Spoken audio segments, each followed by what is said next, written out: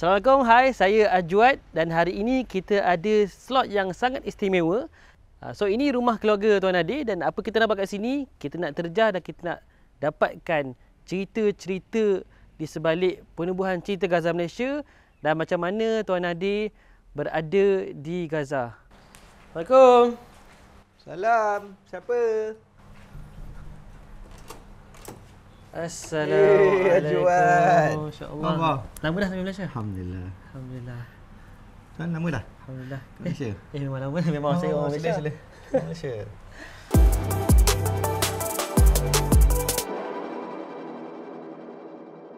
Bismillahirrahmanirrahim. Assalamualaikum. Alhamdulillah hari ini bersama lagi kita dalam semeja bersama CGM dan hari ini adalah edisi khas. Kenapa edisi khas? Sebab pertamanya moderator yang baru, tak berkawan-kawan. Sebab kita ada tetamu yang kita bawakan khas. Dia sebenarnya tetamu tapi dia sebenarnya dia jugalah tuan rumah asalnya, iaitu Tuan Nadir Al-Nuri.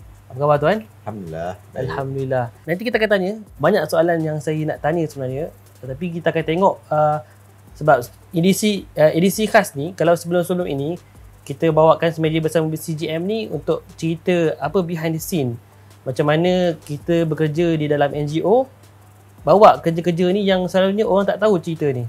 Tapi hari ni kita bawa Big Boss untuk cerita semeja bersama CGM untuk kita tengok lagi dalam dan mungkin kita tengok apa cerita-cerita sebelum ini yang bersama-sama dengan Tuan Nadir sejak daripada awal sampai dah sekarang dah lebih kurang 10 tahun kot. Alhamdulillah 10 tahun dah. Okay. Sebelum kita mula mungkin kita dapat tanya sikit kot. Mungkin Tuan boleh perkenalkan diri, nama, asal dan membesar di mana, kalau nak cerita umur pun boleh, dan sedikit latar belakang pendidikan Tuan. Sebelum kita mula, saya rasa ada benda yang kurang juga. Apa tu? Tajuk kita semeja bersama CGM. Mejanya tak ada juga. Meja ada. Oh, boleh.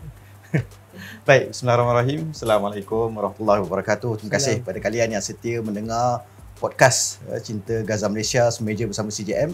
Dan Alhamdulillah, saya rasa sebelum daripada ini banyak podcast yang telah kita kongsikan, banyak yang telah kita bicarakan, kita dah korek rahsia-rahsia daripada anggota dan ahli pasukan Cinta Gaza Malaysia. Hari ini kita berada bersama-sama dengan saya pula. Mungkin kita membongkar rahsia-rahsia baru yang belum pernah didengari, khususnya oleh tim CGM sendiri. Wallahualam, bergantung kepada moderator dipandai korek rahsia ataupun tidak. Jadi saya adalah Muhammad Nadir Al-Nuri bin Kamil Zaman, berasal dari Bandar Baru Bangi, Selangor, menetap di Bandar Baru Bangi, Selangor, ataupun keluarga menetap di Bandar Baru Bangi, Selangor, dan saya lahir di bumi Edinburgh di Scotland ketika mana ayah sedang menyiapkan masters di dalam bidang sejarah Timur Tengah. Dan sekali lagi kami ke Scotland ketika ayah menyiapkan PhD dalam bidang yang sama, membesar di Scotland sehingga sekitar darjah 2 lebih kurang, dan balik ke Malaysia dan bersekolah awalnya di Sekolah Kebangsaan Jalan 2 Bandar Baru Bangi, kemudian ke Sekolah Jalan 3 Bandar Baru Bangi, masuk sekitar mungkin beberapa minggu di Sekolah Menengah Kebangsaan Jalan 3 Bandar Baru Bangi sebelum ke Sekolah Agama Menengah Batu 10 Samten Ceras. Kemudian saya ke Sekolah Agama Menengah Bestari Jais sampailah kepada Form 5, habis di Sambes saya masuk ke Pusat Asasi Sains UM PASUM, dan daripada PASUM masuk ke Universiti Malaysia Sabah dalam bidang sains marin.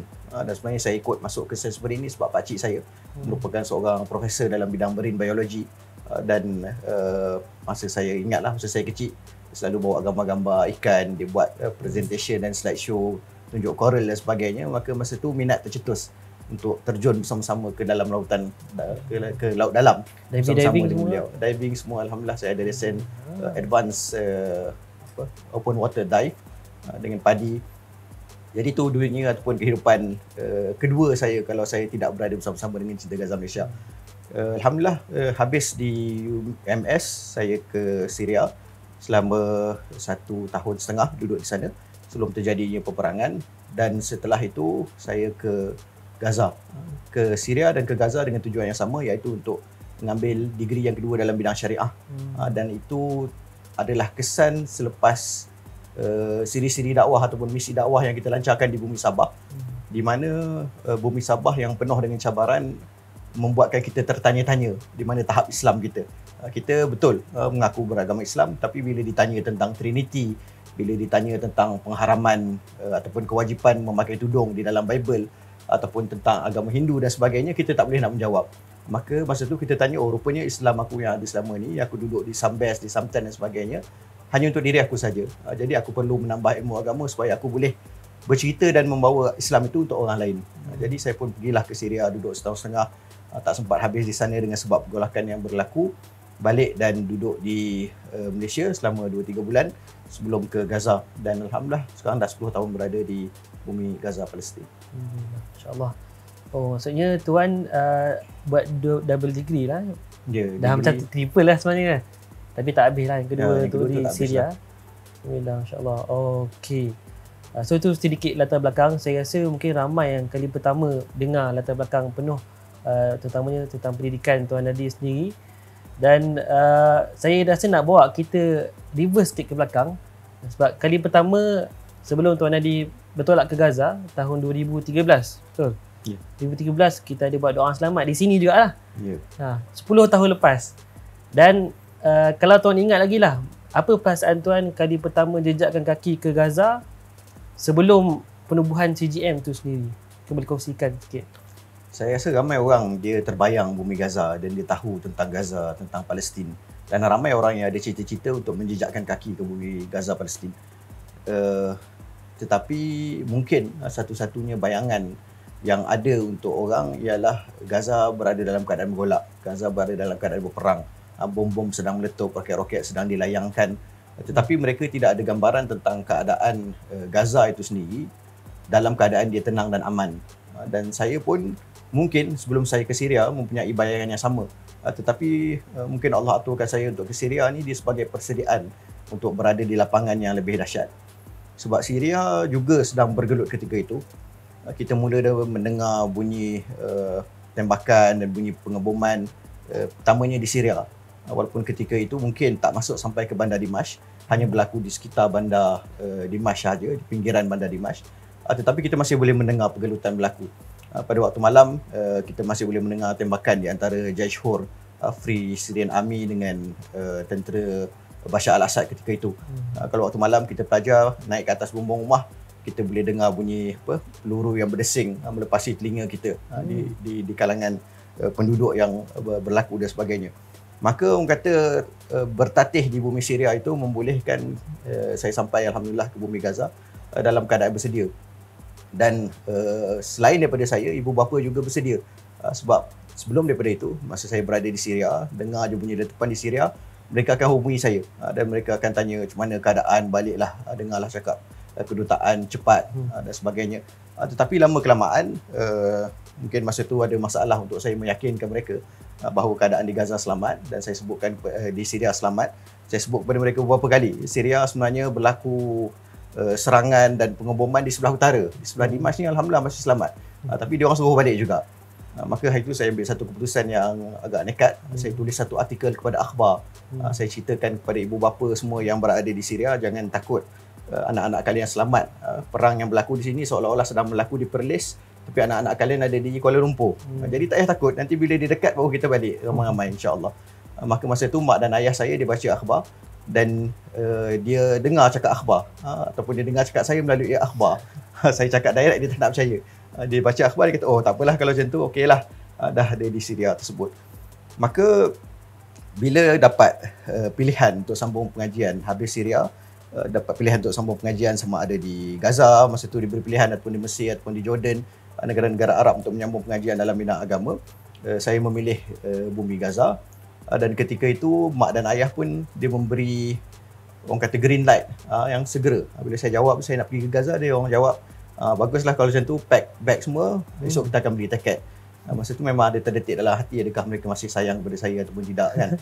Tapi alhamdulillah keyakinan mereka dan kemampuan mereka untuk melepaskan seorang anak pergi ke bumi yang mungkin mereka akan tidak dapat melihat anak mereka semula, itu sebenarnya yang memberikan kekuatan kepada seorang anak lah. Dah dapat redha ibu dan ayah, tak ada apa lagi yang berbaki di dunia. Kita pun pergi ke Gaza alhamdulillah, dan masuk ke bumi Gaza. Seperti mana yang dijangka, bumi Gaza ni memang dia ada aura dia yang sendiri, dia ada berkat dia yang tersendiri, dan kita masuk tu kita dapat rasa keberkatan tersebut.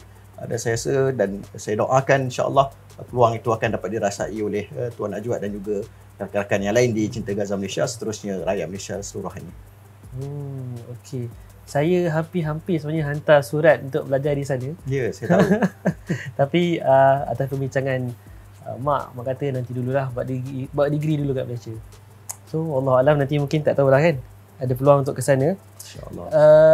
Selalunya dalam saya dalam buku pun ada tuan cerita kan. Tuan Nadir ada tulis buku, dah 2 buku dah pun kita terbitkan, dan nanti insya-Allah saya akan ceritakan lebih lanjut.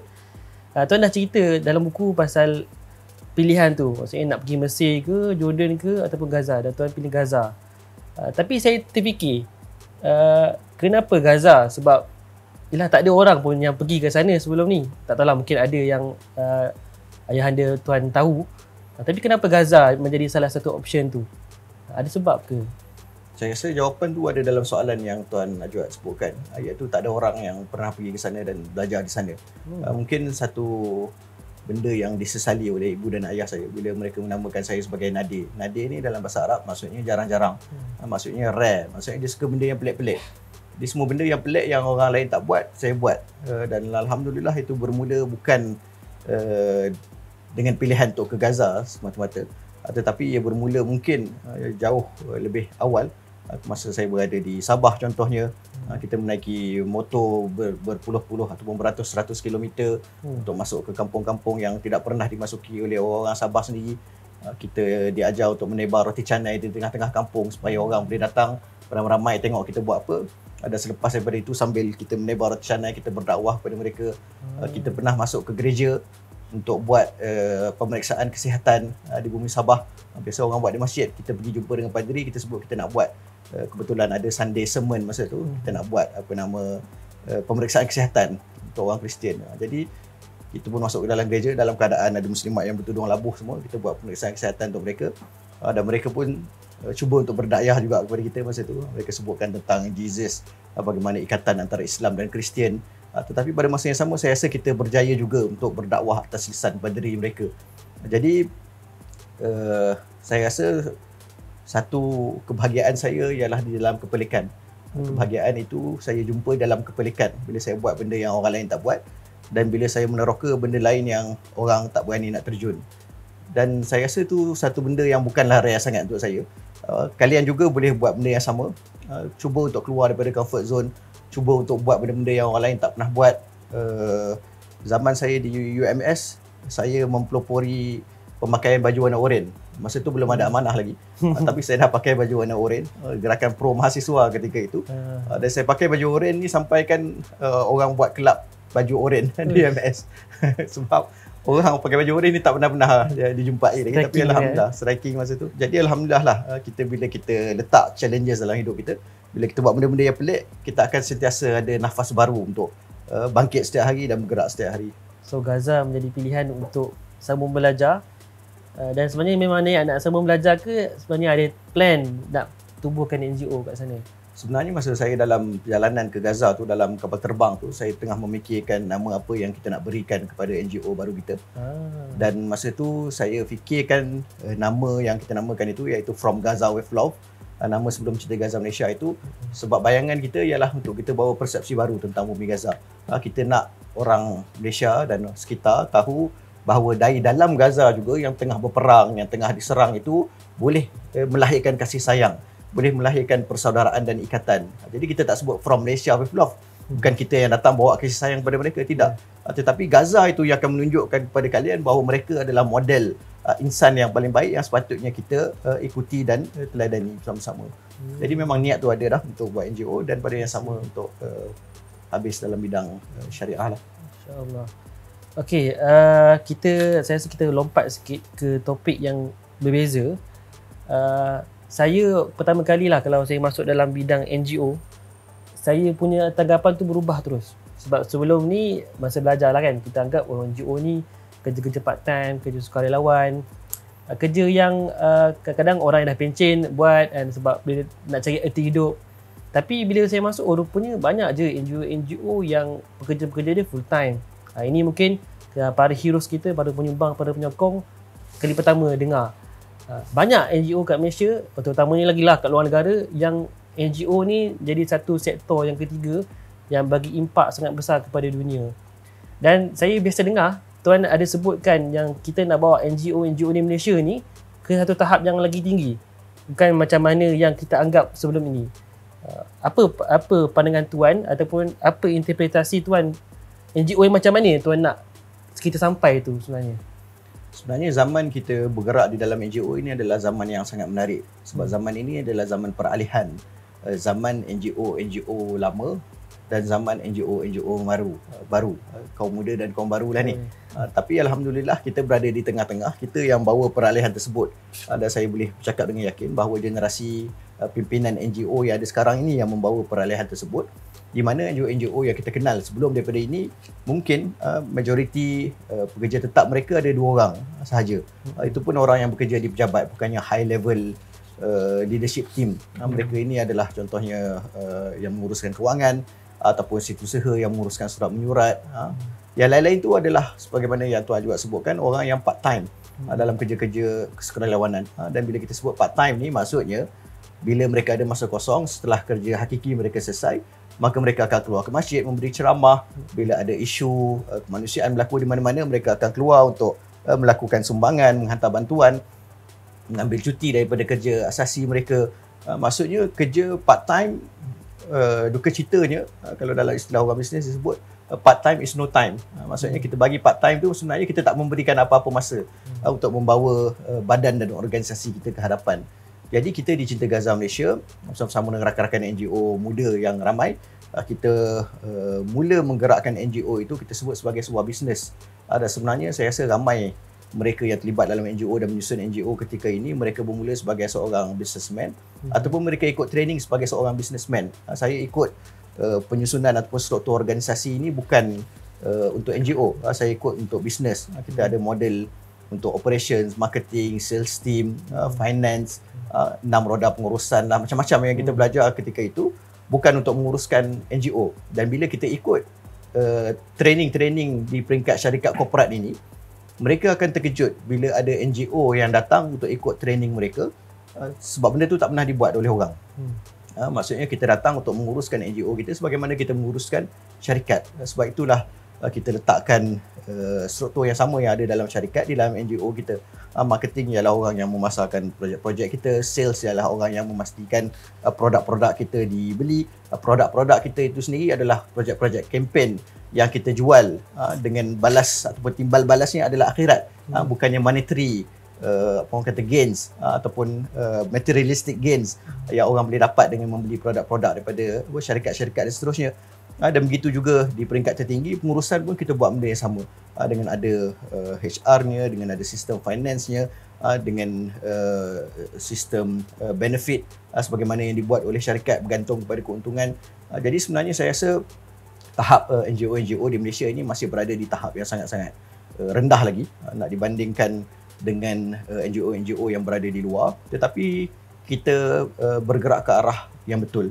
Kita di dalam Al-Ansar Defenders contohnya, koalisi kita buat training TikTok for beginners ke, kita buat training untuk finance ke, kita buat training untuk ISO ke, kita dapat sambutan yang begitu menggalakkan daripada kawan-kawan NGO kita, menggambarkan bahawa mereka nak bangkit dan mereka nak berubah, mereka nak menjadi lebih baik, dan keinginan itu ada, tinggal saja ada orang yang boleh push dan boleh memberi impak tersebut supaya mereka boleh dijadikan kumpulan-kumpulan itu sebagai contoh lah.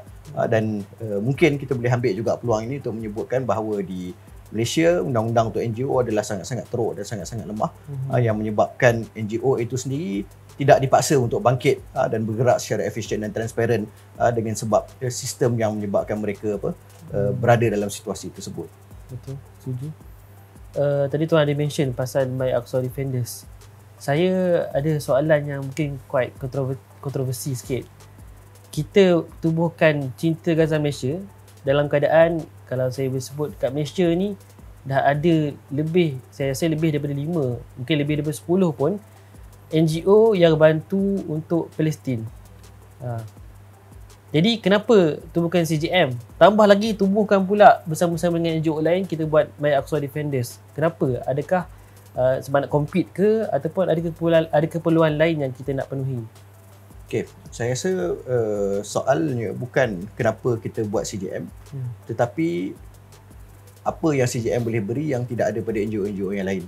dan kekuatan itu saya rasa agak banyak kalau nak disebutkan. Contohnya kita mula bergerak di Gaza, kita menuruti dan sentiasa mendapatkan nasihat daripada abang-abang kita yang telah lama berada di sana. Abang-abang NGO lah, abang-abang NGO yang diketuai oleh wakil orang-orang Gaza mereka di sana. Kita buat projek-projek Ramadan, kita buat projek-projek korban, kita buat projek-projek kesihatan sebagaimana yang telah mereka laksanakan selama berpuluh-puluh tahun di bumi Gaza dan di bumi Palestin.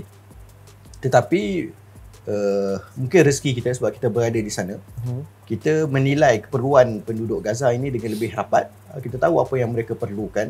Kita tahu bahawa kadang-kadang bantuan yang kita sampaikan itu tidak menepati sasaran dan tidak menepati kehendak mereka. Dan kalau kita baca, kita tahu dalam kita menilai untuk laksanakan projek ni, tak semestinya kita ambil hanya pandangan mereka yang duduk sebagai penduduk. Kita ambil juga ni pandangan autoriti, kita ambil juga pandangan daripada kajian-kajian, dan itu semua kita lakukan. Kita dapati bahawa salah satu keperluan yang sangat besar yang diperlukan oleh penduduk Gaza ialah bagaimana kita nak meningkatkan self-esteem mereka. Bagaimana kita nak menunjukkan kepada mereka, engkau ni bukan peminta sedekah, kau ni bukannya aku datang untuk capak-capak bagi bantuan, kau ni adalah saudaraku yang memang wajib pun untuk aku bantu. Jadi itu kita cuba untuk realisasikan melalui penubuhan sebuah pusat budaya kita. Sebuah pusat budaya kita yang kita namakan sebagai Malaysian Cultural Center di bumi Gaza. Dan alhamdulillah pusat budaya kita memberi impak yang baik kepada penduduk. Bila mana mereka mula kenal Malaysia, mereka mula kenal ibu negara kita, mereka mula kenal di mana Malaysia itu sendiri berada, mereka mula kenal muka-muka orang Malaysia. Kalau dia tengok, dia tahu ini bukan Jackie Chan, ini bukan Shah Rukh Khan, tetapi ini adalah Malaysian yang ada di situ. Mungkin kalau tengok muka Ajwad, mungkin dia masih fikirkan Korea ke ataupun bukan Malaysian lah kan, sebab wajahnya Masya Allah ada percantuman dengan elemen-elemen lain. Tapi yang kita nak sebutkan ialah alhamdulillah dengan penubuhan pusat budaya Malaysia itu, kita mula dikenali sebagai sebuah negara. Dan selepas daripada itu pula kita melihat keperluan menyampaikan berita dan isu Palestin itu kepada penduduk Malaysia dalam keadaan mereka menyokong perjuangan rakyat Palestin bukan atas dasar simpati dan kasihan. Kerana itu yang ada di dalam Malaysia, itu yang dibuat oleh seluruh umat, khususnya yang berada di Malaysia dan negara-negara jiran kita seperti Indonesia. Kita duduk, kita tengok orang sedih, kita tengok orang menangis di media sosial, kita tengok ibu-ibu yang kehilangan anak, kita kata, oh, inilah masanya untuk kita menyumbang. Kita tak nampak bigger picture, isu pembebasan, isu kezaliman, isu the biggest prison in the world, isu tahanan-tahanan yang berada dalam penjara Israel. Maka ketika itu, kita sebutkan perlu untuk kita sampaikan isu ini dengan lebih tepat dan lebih cepat kepada penduduk-penduduk Malaysia. Maka kita tubuhkan pula apa yang kita sebut sebagai Palestinian Malaysian Strategic Initiative Center, PALM strategik kita, yang sebenarnya mensasarkan untuk menyampaikan isu Palestin dan berita Palestin kepada mereka yang berbahasa Melayu di Nusantara dan sekitar. Yang mana penduduknya Ajwad ada sekitar 300 juta orang yang boleh berbahasa Melayu, boleh faham bahasa Melayu. 300 juta orang di Nusantara dan sekitar, termasuklah expat-expat kita yang berada di luar kawasan lah. 300 juta ni sama jumlahnya dengan seluruh penduduk negara Arab sebanyak 21 negara Arab. Negara Arab ni 21 buah, 300 juta orang ya penduduk dia. Kita ni yang boleh bercakap Melayu ni, tak termasuk yang Indianya, yang Cinanya, yang seterusnya, 300 juta orang juga. Jadi sebenarnya kita sangat ketinggalan dalam memperjuangkan isu ini. Ketumbukan kita masih boleh dibina dan masih boleh diperkasakan, tetapi laluan itu kena ada, dan laluan itu ialah melalui PALM strategik yang kita tubuhkan. Dan mungkin akhir sekali yang kita tubuhkan yang juga tidak ada di dalam NGO yang lain ialah Malaysian Business Incubator kita, yang juga menepati sasaran kita untuk meningkatkan self-esteem penduduk, di mana kita memberikan mereka modal perniagaan dalam bentuk pinjaman qard hasan, dan mereka menjalankan kerja-kerja dan kegiatan ekonomi mereka. Mereka boleh membangkitkan kuasa ekonomi mereka di kalangan rakyat mereka dan di kalangan ahli keluarga mereka sendiri, dengan mereka menggajikan pekerja-pekerja baru. Dan saya rasa mungkin salah satu projek yang sangat berjaya kita buat sebelum daripada ini ialah penghasilan kraft tangan, sebuah projek di bawah Malaysian Business Incubator yang hasil pendapatan dia satu bulan mencecah sehingga $2,500 sebulan di dalam bumi Gaza itu sendiri. Di CGM, kita percaya bahawa everyone can be a hero. Dan kita bawa satu mesej yang kita nak bawa kepada semua orang kat Malaysia ni terutamanya dan seluruh dunia yang boleh berbahasa Melayu. Semua orang boleh jadi hero. Dan kita percaya semua penderma-penderma dan juga penyokong kita sebagai pewaris. Kenapa kita percaya kepada benda ni? Apa cerita di sebalik tagline yang kita nak bawa ni? Okay, bila kita sebut everyone can be a hero ni, dia sebenarnya membawa mesej yang sangat mendalam. Sebab seorang hero dia tidak sama dengan seorang caregiver. Dia tidak sama dengan seorang pemberi sumbangan. Dia tidak sama dengan orang yang kata bekerja di organisasi untuk menjayakan projek-projek kemanusiaan. Tidak. Tetapi seorang hero ni, first of all, bila dia memberi tu, dia memberikan dengan segala apa yang dia ada. Sama ada tenaga dia, ataupun masa dia, ataupun wang ringgit dia. Dia bagi sampaikan dia tidak ada rasa bersalah bahawa ada lagi benda yang dia masih boleh berikan tetapi dia tak berikan. Contohnya lah kita sebutkan sebagai seorang ahli pasukan CJM ataupun NGO kemanusiaan yang lain. Bila kita diberi satu tugasan, contohnya kita buat, kita rasa alamak ni kerja ni sepatutnya satu hari boleh buat, tetapi sambil kita bancuh Maggi, sambil kita bancuh air, sambil kita pergi tengok kawan-kawan kita yang lain tengah buat apa, sambil kita membawang sekejap sini sana, rupa-rupanya perlukan 2-3 hari. Ni CJM tak berlaku, Alhamdulillah. Tapi kita sebutkan NGO yang lain ataupun badan-badan yang lain lah. Sampai kerja tu 2-3 hari. Maka dia bukan seorang hero, dia sekadar seorang pekerja yang bekerja di sebuah NGO kemanusiaan. Sebab sepatutnya dia boleh memberikan impak yang lebih besar kepada kerja-kerja yang dilakukan dalam masa yang lebih berkesan, dalam cara kerja yang lebih berkesan, barulah dia disebut sebagai seorang hero. Begitu juga orang yang memberi. Saya sangat tidak gemar orang yang suka memberikan sumbangan tanpa dia tahu sumbangan dia sampai ke mana, bagaimana digunakan, berapa peratus yang digunakan untuk pengurusan, berapa banyak kali NGO tersebut melakukan audit contohnya, dan sebagainya. Sebab apa? Sebab itu satu kebiasaan yang sangat-sangat jelas ada pada orang Malaysia yang dikenali sangat pemurah. Dan sakit itu melarat, sampaikan orang-orang Gaza dan orang-orang Palestin, orang-orang Syria pun tahu benda itu. Sampaikan kita nampak sekarang ni ada satu isu yang mungkin sensitif untuk disebutkan, iaitu isu meminta sedekah online. Kalau kita tengok di TikTok contohnya, orang buat live, dia buat baca Quran, duduk dalam kemah yang buruk.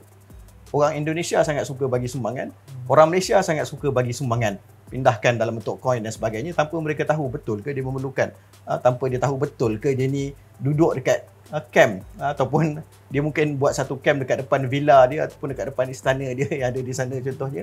Sebab dia tahu orang akan bagi sumbangan tanpa menyelidik terlebih dahulu. Dan isu itu sangat besar di Gaza, sampaikan kita banyak berlaku sahabat-sahabat kita, rakan-rakan kita yang salurkan sumbangan ke NGO ataupun yang salurkan terus kepada individu-individu ini. Kita cek-cek rupanya penagih dadah contohnya. Rupanya ada masalah, memang kerja dia adalah seorang sebagai beggar online. Jadi dia boleh bina rumah, dia boleh beli tanah hasil daripada kutupan daripada rakyat Malaysia. Jadi rakyat Malaysia yang memberi ini, dia memberi tetapi dia bukan seorang hero. Sebab dia tak tahu apa yang dia buat pun, dan dia tak tahu sumbangan dia sampai ke mana dan digunakan untuk apa. Jadi kita selalu sebut pengguna bijak, pengguna berhemat. Penyedekah dan penyumbang pun kena bijak dan berhemat juga. Tahu NGO tu guna untuk apa, di mana digunakan, berapa digunakan, dan tahu nilaian duit yang dibagi tu bagaimana ia boleh mengubah nasib satu-satu orang yang ada di bumi Palestin. Sebab tu kita dalam perancangan kita yang akan datang tahun 2024 ke atas, kita nak cuba untuk bawa komuniti orang-orang yang kita bantu ini, sama ada orang Gaza ke, sama ada di West Bank ke, sama ada mereka yang berada di Afrika, dan banyak-banyak program yang kita buat, projek yang kita buat di luar. Kita nak cuba bawa mereka dekat dengan orang yang menyumbang. Kita nak mereka nampak bagaimana kita punya sumbangan mengubah hidup satu orang penduduk contohnya, daripada seorang yang tak ada duit boleh menjadi seorang doktor yang boleh membantu pula dengan memberikan perkhidmatan percuma kepada penduduk-penduduk di bumi Gaza berlaku dalam bantuan yang kita berikan. Kita nak tunjukkan bagaimana seorang budak contohnya, dia duduk dalam keadaan sangat-sangat bijak tetapi dia tak boleh nak bersekolah. Kita buka sekolah Malaysia kita di sana, dia boleh jadi pelajar yang paling cemerlang, boleh dapat pelajar yang pertama di dalam taujihi yang setara SPM di bumi Gaza berlaku.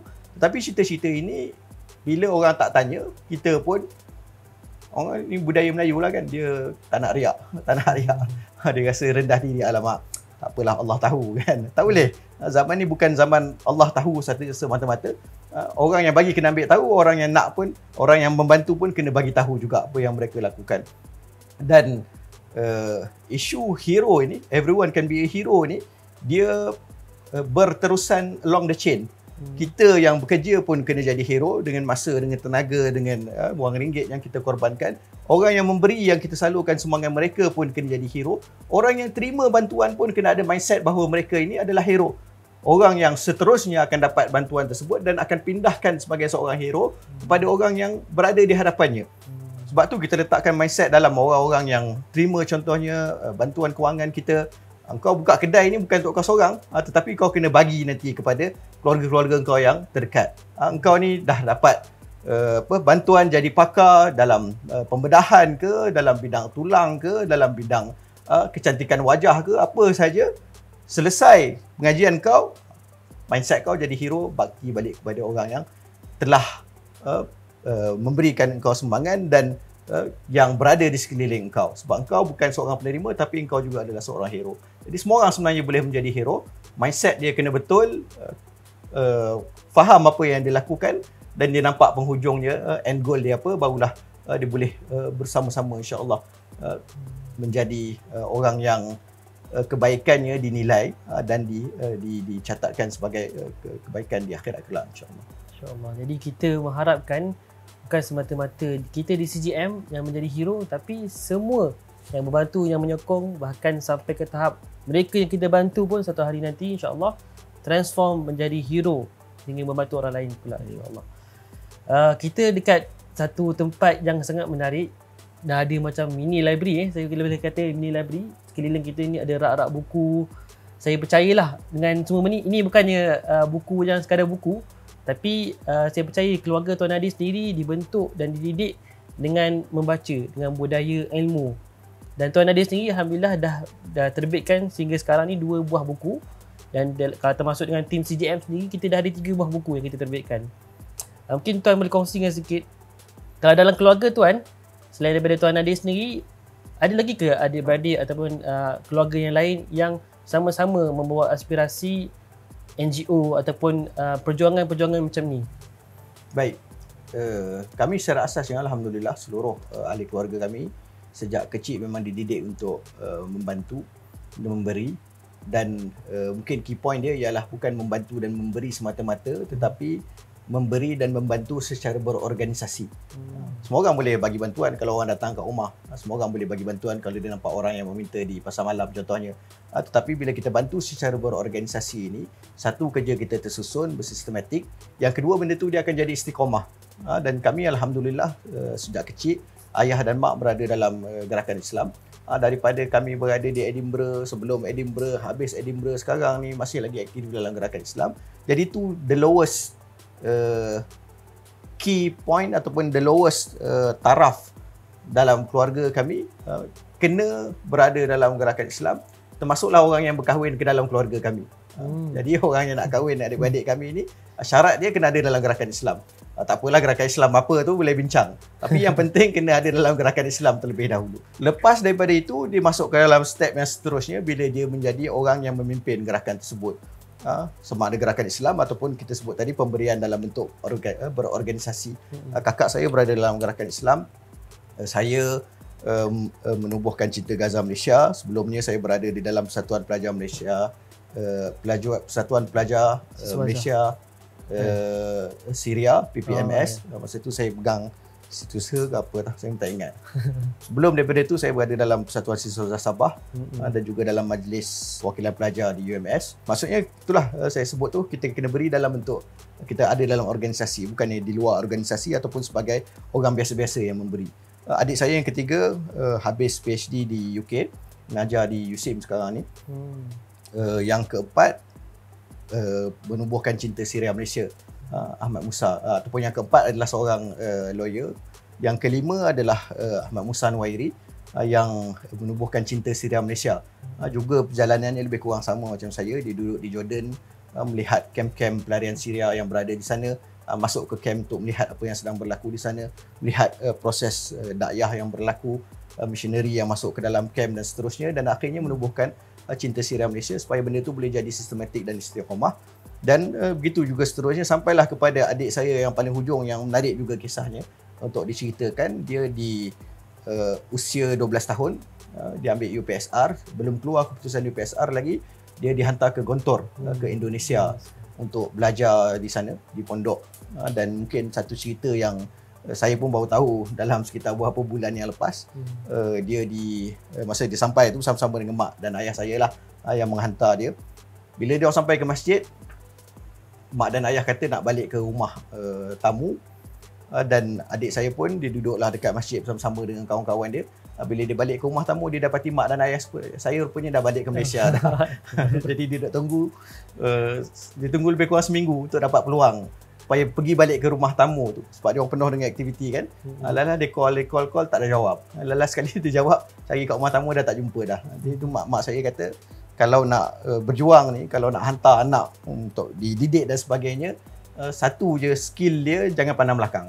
Kalau dah letak tu niat, tinggal saja, jangan tengok-tengok macam Hindustan kan, tengok 2-3 kali lalah mak pun menangis, anak pun menangis, tak apalah, duduk dekat sekolah tepi rumah je kan. Tidak, tinggalkan, nantak kau lah duduk kat situ. Dan alhamdulillah 7 tahun dia duduk kat situ.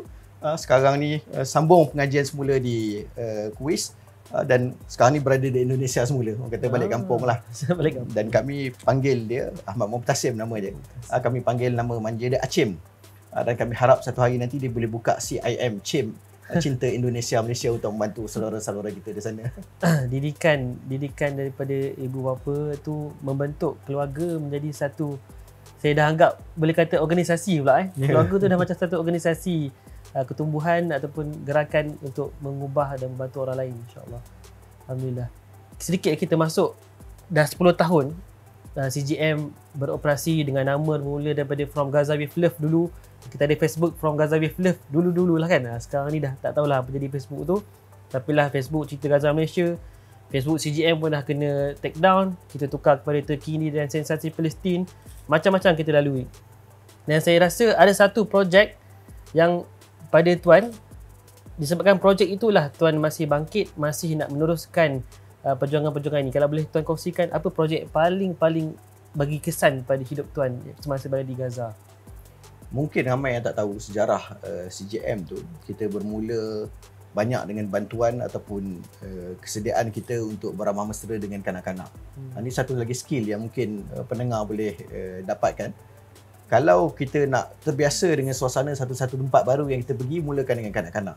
Saya pergi ke Syria, saya ingat hari pertama kawan-kawan masih lagi jet lag, duduk tidur kat rumah.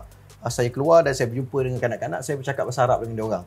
Sebab kanak-kanak ni dia tidak ada persepsi awal terhadap kita. Dia tak akan tengok, bahasa kau ni macam tak betul je kan. Dia tengok kita ni, kau ni datang daripada mana, tak ada. Kita goreng dengan dia, dia akan goreng balik dengan kita. Dan dia akan menunjukkan kita rahsia-rahsia tempat tu. Bagaimana berinteraksi, dekat mana tempat-tempat makanan yang paling murah contohnya. Dan interaksi bersama dengan kanak-kanak ini adalah, saya rasa sirah Rasulullah SAW pun banyak ceritakan bagaimana kita berinteraksi dengan kanak-kanak. Itulah petanda orang yang betul-betul ada rasa kasih sayang yang datang daripada dalam diri dia. Sebab kasih sayang dengan orang tua ni ialah kadang-kadang ada kepentingan, kadang-kadang kita rasa dia handsome, kita nak bercakap dengan dia kan. Kadang-kadang kita nak kepentingan daripada dia sebab dia ada jawatan tertentu dan sebagainya. Tetapi kanak-kanak ni mana ada kepentingan. Paling-paling kita yang kena bayar untuk belikan dia coklat ke chicken dish ke kan. Jadi orang yang terbukti kasih sayang dia datang daripada dalam hati ialah orang yang mencintai kanak-kanak. Siapa dah soalannya tadi?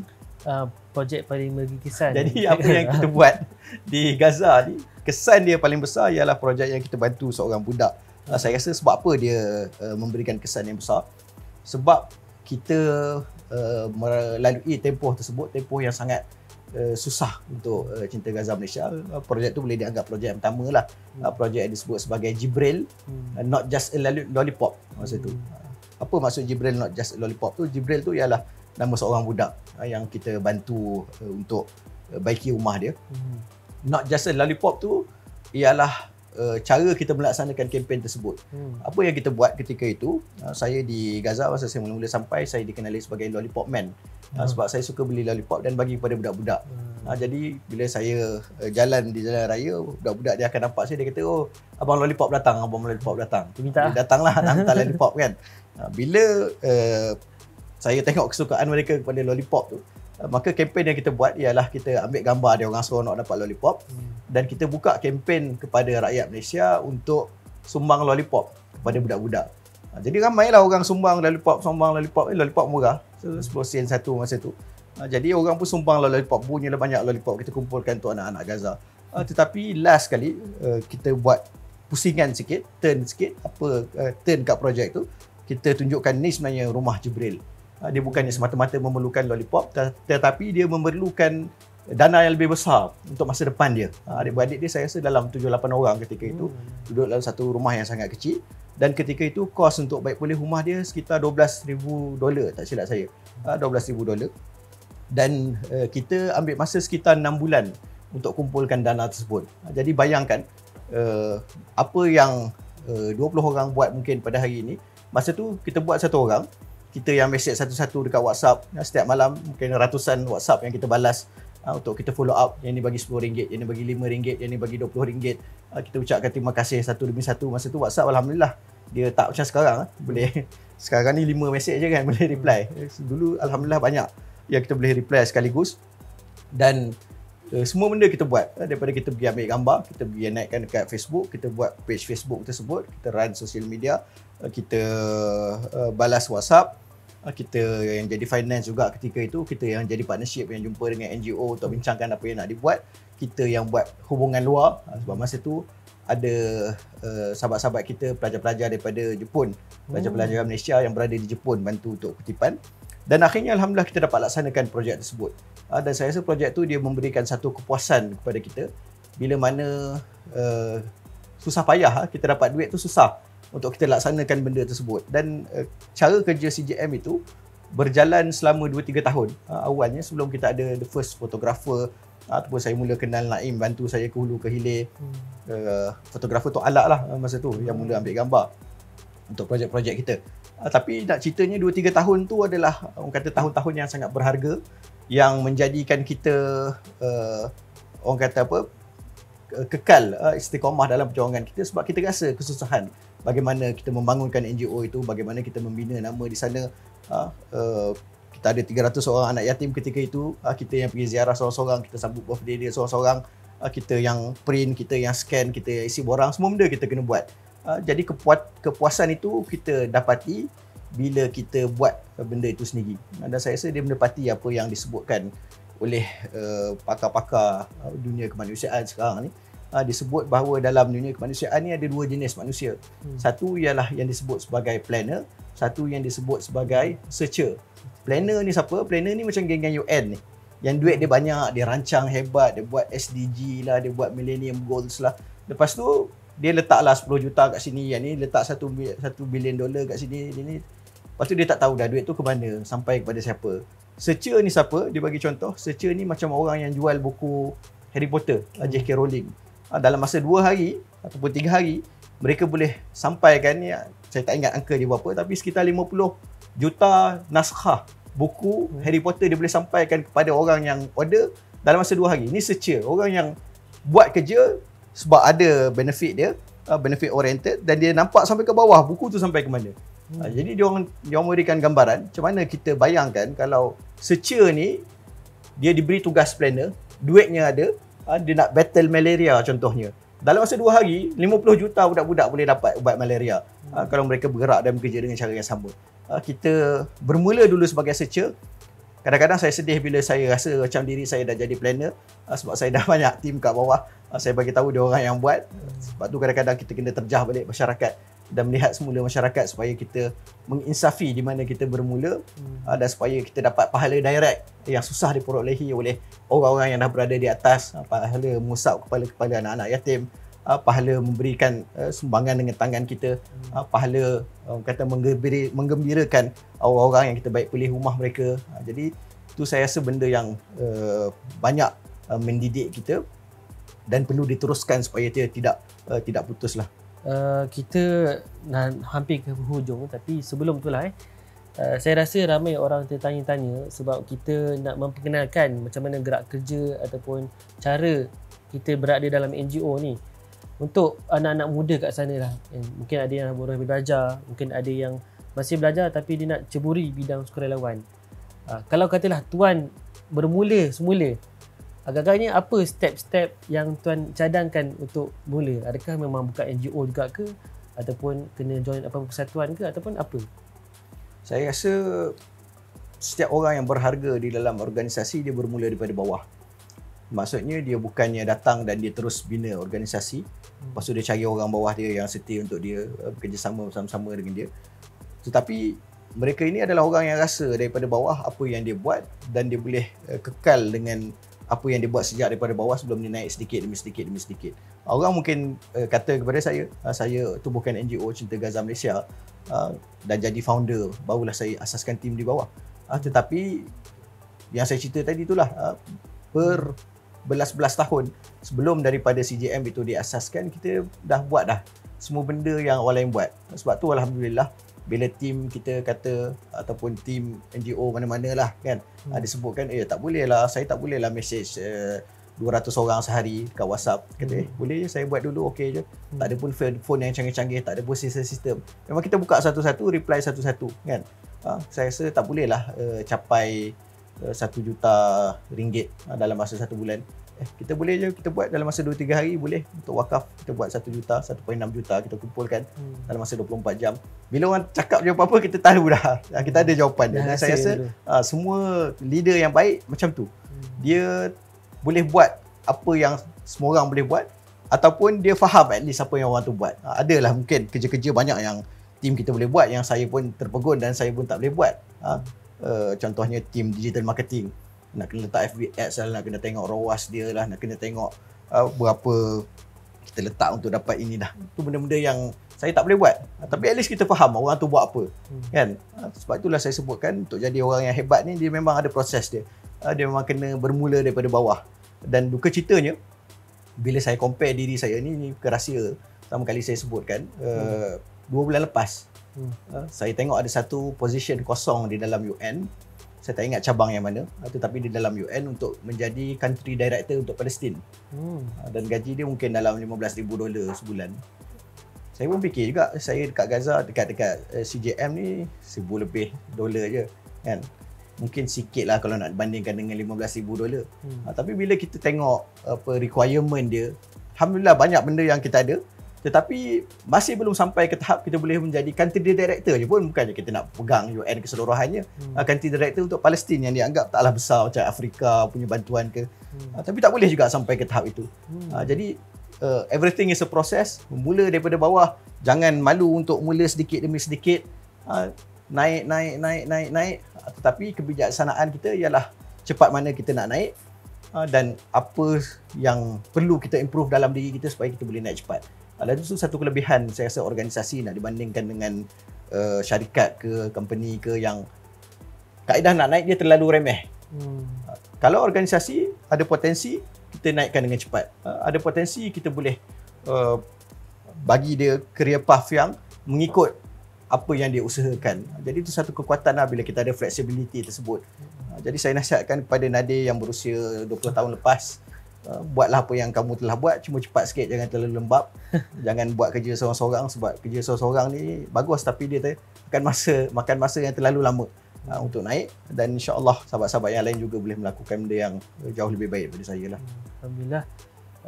Sebagai penutup tuan, mungkin kata-kata terakhir ataupun harapan kepada semua yang mendengar ni, termasuklah juga dengan tim di Cinta Gaza Malaysia. Baik. Saya rasa bila kita bercakap tentang Cinta Gaza Malaysia dan kita bercakap tentang satu, kita sebut company yang sangat besar, tetapi laba dia ialah laba akhirat, bukannya laba dunia. Orang mungkin boleh berbangga dengan CEO Microsoft ke, CEO Tesla ke, CEO apa ke, sebab nampak dia orang ni hebat. Tapi at least dia ada financial gain yang dia boleh kejar, dan orang yang bekerja dengan dia pun bersama-sama mengejar financial gain. Kita alhamdulillah di Cinta Gaza Malaysia, kita tahu bahawa financial gain bukan final ataupun destinasi terakhir kita. Dan bila kita sebut tentang itu, kita kena faham bahawa dalam company besar ke, dalam company kecil ke, dalam organisasi ke, banyak sangat pengorbanan yang dibuat oleh orang yang terdahulu daripada kita yang membolehkan NGO itu sampai ke tahap itu. Saya tak sebutkan tentang diri saya, tetapi contohnya kita sebutkan tentang kita punya leadership team. Saya sebutkanlah, mungkin sebut apa nama on record kan, walaupun benda tu mungkin Mungkin dia tak suka kalau saya sebut contohnya kan. Contohnya kita punya COO. COO kita seorang family man yang sangat sayang pada keluarga dia. Saya duduk dengan dia setiap kali training, setiap malam dia akan keluar untuk video call dengan keluarga dia. Kata takkanlah sampai gini sekali kau sayang kepada keluarga engkau. Aku yang isteri aku tengok sebulan sekali aku call pun tak rindu macam kau rindu kan. Tapi memang dia seorang family man. Jadi bila kita sebut dia seorang family man, saya terkejut ataupun saya sangat terharulah bila mana dia boleh meninggalkan keluarga dia. Dia boleh tak nampak family dia membesar macam mana. Dia boleh memantau anak-anak dia berkembang daripada jauh sahaja, dan dia boleh bekerja di CJM dalam keadaan jarak jauh dalam tempoh yang saya rasa dah dekat 5 tahun dah dia duduk. Dan CJM ni bukanlah keluarga yang mudah untuk diuruskan nak dibanding dengan keluarga dia. Sangat-sangat banyak kerenahnya. Adik-adik kita, anak-anak kita di CJM semuanya ada perangai yang masing-masing. Dan kadang-kadang kita tak boleh nak sakiti ahli keluarga kita dalam CJM. Kita jaga lebih daripada kita menjaga ahli keluarga kita. Sebab ahli keluarga kita di CJM ni mungkin dia tinggalkan kita, mungkin dia tinggalkan perjuangan dia, dan kita sayang untuk melepaskan dia meninggalkan perjuangan dia untuk pergi ke tempat yang lain. Ahli keluarga kita ni, kita pukul macam mana pun dia tetap ahli keluarga kita. Dia tak boleh nak lari meninggalkan kita. Jadi saya rasa bagus sebagaimana kalau kita tengok ataupun kita ajar tengok sirah para sahabat, tengok sirah Rasulullah SAW bagaimana dia bawa Islam. Ada baiknya sesekali kita melihat sirah, ataupun bukan sirah lah, sirah macam pelik sangat bunyi, sejarah bagaimana NGO kita terbentuk dan terbina untuk kita sampai ke tahap ini yang kita boleh kerja dengan selesa, kita boleh buat kerja tanpa ada gangguan dan sebagainya. Dan lebih besar lagi ialah apa yang dilalui oleh orang Palestin sendirilah yang kita bantu. Saya mungkin bila saya habis tulis 2 buah buku tersebut, orang-orang yang dekat dengan saya, dia kata banyak sangat benda yang saya tak kongsikan dalam buku tersebut. Orang nampak mungkin hubungan saya dengan keluarga saya baik, tapi saya sebutkan mungkin 3 tahun pertama perkahwinan kami adalah tahun-tahun paling gelap dalam hidup saya. Menguruskan anak-anak remaja yang sebelum ini hanya kenal mak dia, menguruskan seorang ibu yang sebelum ini tidak pernah kenal lelaki lain selain daripada suami dia yang telah pun mati syahid. Saya pernah sampai ke satu tahap fikir untuk menamatkan nyawa sendiri. Saya pernah sampai ke satu tahap mengangkat senjata yang ada di rumah ke atas mereka. Macam-macam benda yang kita lalu yang kita tak ceritakan semuanya. Tetapi banyak sangat benda-benda ini yang sebenarnya memberikan kekuatan dan memberikan keberkatan kepada NGO kita bila kita boleh kekal. Jadi saya rasa bila kita menilai dan melihat masalah yang ada pada diri kita, ia adalah benda yang tidak boleh tidak memang kita kena lalui, dan biarkan dia move on kan. Gaduh dengan tim, gaduh dengan HOD, gaduh dengan leadership team, gaduh je lah. Lepas tu move on. Jangan biarkan benda tu merosakkan kita sampaikan kita rasa nak tinggalkan perjuangan kita. Sebab untuk saya, Cinta Gaza Malaysia adalah perjuangan dan satu tempat dan bukan organisasi lah, satu tempat yang paling baik untuk kita memberikan khidmat kita dalam kita meyakini bahawa khidmat kita itu adalah untuk akhirat kita lebih daripada untuk dunia kita, insyaAllah. Jadi kekallah bersama Cinta Gaza Malaysia. Kalau tak kekal bersama Cinta Gaza Malaysia pun, cubalah cari tempat yang kita boleh berbakti, dunia kita dapat manfaat dan akhirat kita dapat berkat, insyaAllah. Okay, Alhamdulillah kita dah pendengar. Saya rasa tak puas sebab kalau nak cerita lagi, nak korek lagi tu tadi tu saya rasa baru surface je. Jadi kalau tuan-tuan dan puan kalau rasa nak tahu lebih lanjut, terutamanya pengalaman dan cerita-cerita macam mana Tuan Nadi sendiri berada di Gaza, perjuangan di bumi Palestin, boleh dapatkan buku pertama dan buku kedua Tuan Nadi, dan carilah di media sosial Cinta Gaza Malaysia ataupun di website Cinta Gaza Malaysia. Dapatkan, jangan beli satu, beli 2. Kenapa? Sebab satu untuk diri sendiri dan satu lagi untuk kita bagi pada jiran, insyaAllah. Allahualam, itu saja. Terima kasih. Jumpa lagi di sesi semeja bersama CJM yang akan datang. Assalamualaikum warahmatullahi wabarakatuh. Waalaikumsalam.